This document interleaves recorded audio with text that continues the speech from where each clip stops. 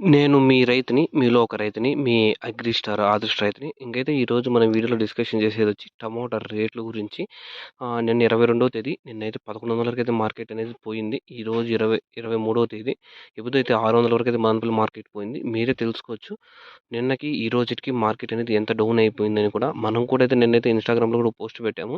Morning rate అనేది jump అయిపోతానంటే evening అయితే కాయలు అనేది ఇన్‌స్టాగ్రామ్‌లో పోస్ట్ పెట్టాను. ఈరోజు మీకు మార్కెట్ అనేది జంప్‌లో ఉంది. 1100 అయితే పోతాంది.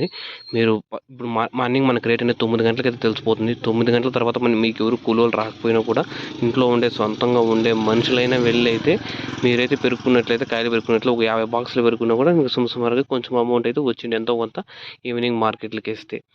ఎక్కువ కాయలు పగిలిపోయింటాయి వర్షానికి. అలాంటి కాయలు అయితే రేట్ పోవు. మీకు తెలిసిందే మచ్చలు వచ్చినా, గెజ్జి వచ్చినా అట్లాంటి కాయలు అయితే రేట్ పోవు. ఒకవేళ మంచి కాయలు ఉంటే ఓ రకంగా మంచి రేట్ అయితే పోయిండు. మొలకల చెరువు కూడా మార్కెట్ అయితే కూడా నిన్నైతే 780, 90 అప్రాక్సిమేట్‌గా 800 వరకు అయితే పోయింది. అది ఒక లాటు 2 లాట్లు పోయింటాయి అంతే. మనం యావరేజ్‌గా ఒక 500, 600 పోయినా ఓ మంచి కాయలు మనవి అయితే సరిపోతాయి మనకి. అలా కాకుండా ఈరోజు అయితే మార్కెట్‌కి వేసుకొని పోయారు. ఈరోజు టాప్ రేటే 600 వరకు అయితే పోయింది. అది. ఓకే.